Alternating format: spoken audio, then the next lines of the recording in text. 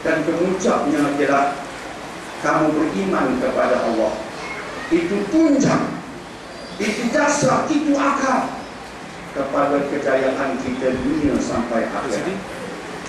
Bab kata Umar Al-Khattab radhiyallahu anhu, selepas Umar membaca ayat yang saya bacakan tadi, mengikut yang dilaporkan oleh Imam Ibn Kathir dalam kitab tafsir beliau yang bertajuk Tafsirul Quranil Azim, dilaporkan Umar selepas membaca ayat yang saya bacakan tadi, Umar berkata, jika kamu mahu digolongkan sebagai umat yang terbaik, laksanakan ketiga tuntutan dan perintah yang terdapat dalam ayat yang sama itu. Jika tidak, kita bukan umat yang terbaik. Alhamdulillah, umat sebelum kita telah mencecah status itu. Jika hari ini selepas pelancaran Malaysia ke-9, kita diberitahu bahawa kita menekankan tentang modal insan, dan kita diberitahu bahawa kita nak melahirkan insan yang memiliki hingga kelas pertama. Masya Allah, suatu yang baik. Tapi hendak saya katakan juga bahawa umat Islam sebelum kita sudah mencapai status kelas pertama. Kita baru merangkak ke arah itu, mereka sudah mencapainya. Sebab itu umat Islam sebelum ini berjaya membina empire. Empire yang tidak wujud lagi pada hari ini. Hari ini sudah tidak ada empire Islam. Yang ada orang-orang Islam, ada umat Islam tanpa empire Islam. Sebelum ini wujud empire Islam yang hebat, yang mengagumkan. Umat Islam sebelum ini telah mencapai status khairu ummatin ukhrijat linnas. Sebelum ini, sehingga bila kita mengkaji sejarah, kita akan dimaklumkan bahawa sehingga Barat terhutang budi kepada Islam. Tadi ketika bercakap kepada anak-anak remaja kita di Balai Islam, saya memberitahu kepada mereka bahawa sebelum abad ke-13 Masihi datang, Barat berada di satu era yang dikenali sebagai era kegelapan, the Dark Ages. Maksud era kegelapan ialah ketika itu masyarakat di Barat ilmunya tidak pertunjangkan sebab musabah. Mereka bercakap tentang penyakit disebabkan oleh hantu jembalang ataupun hantu jebol. Mereka masih bercakap tentang benda-benda tak masuk akal. Itu era di Barat sebelum datang abad ke-13 Masihi. Tetapi selepas datang abad ke-13 Masihi bermula di Itali, Barat berubah. Maka buku-buku sejarah yang anak kita pelajari menukilkan perubahan itu. Buku-buku sejarah itu mengatakan tiba-tiba Barat berubah daripada era kegelapan kepada era kebangkitan. Era kebangkitan diistilahkan sebagai Renaissance. Persoalan dan pertanyaan yang sering saya hadapkan kepada guru-guru, dan kita baru menyambut Hari Guru. Pertanyaan di radio Pulau Pinang yang sering saya lontarkan kepada guru-guru ialah, saya berkata, adakah anda memberitahu kepada anak-anak ini, kepada para pelajar ini, apa yang menyebabkan Barat berubah dari era kegelapan kepada Renaissance? Adakah kamu memberitahu kepada anak-anak Islam ini apa sebabnya Barat keluar daripada era kegelapan kepada Renaissance ataupun kebangkitan? Tolong beritahu kepada mereka sebabnya.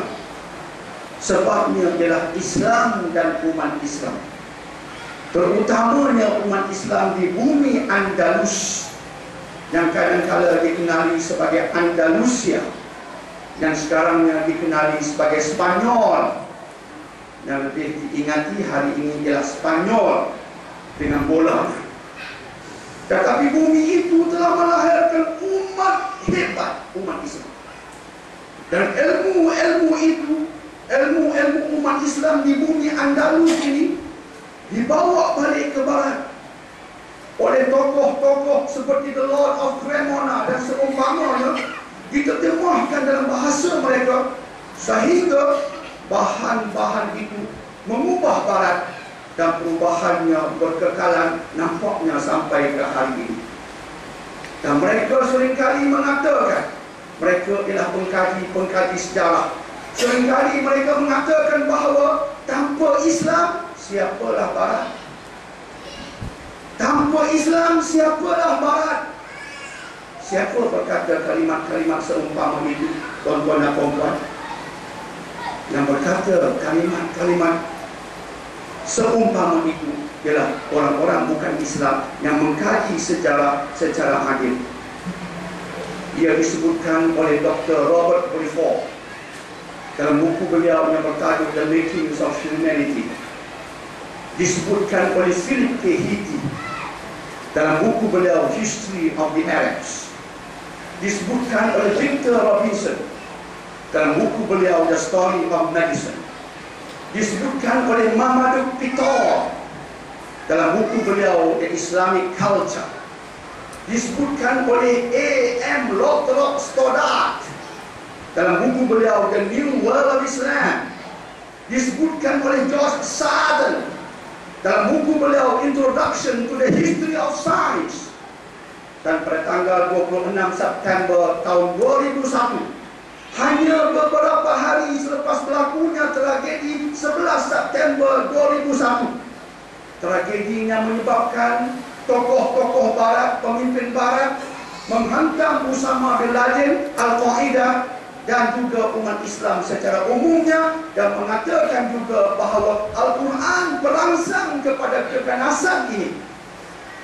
Selepas beberapa hari tragedi itu berlaku, pada tanggal 26 September tahun 2001, seorang wanita yang juga merupakan CEO dan Chief Executive Officer, pengurusi pada sebuah syarikat gergasi yang bernama Hewlett Packard ataupun singkatannya HP, berucap di Minneapolis, Minnesota. Tajuk ucapan beliau ialah Business, Technology, and Our Way of Life. What's next? Yang dalam bahasa Melayunya bermaksud perniagaan, teknologi, dan cara hidup kita. Apa selepas ini?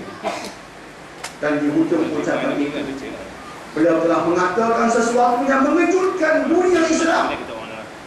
Rumusan daripada ucapannya di bahagian ujung itu ialah The West is indebted to Islam. Barat terhutang budi pada Islam. Jika tidaklah kerana Islam, sains moden tak akan wujud. Ini anak-anak kita jangan lupa. Bila anak-anak kita belajar sains moden yang pertama, matematik moden, biologi, fizik, kimia dan seumpamanya, ini ilmu umat Islam. Ini ilmu kita. Maka bisa sekali teorinya mengatakan, jika tidaklah kerana umat Islam, sains moden tak akan wujud. Dan bila sains moden tak wujud, kita tak mampu lahirkan komputer. Barat terhutang budi pada Islam, sebab umat Islam telah melahirkan sains moden, antaranya matematik moden. Kesan dari itu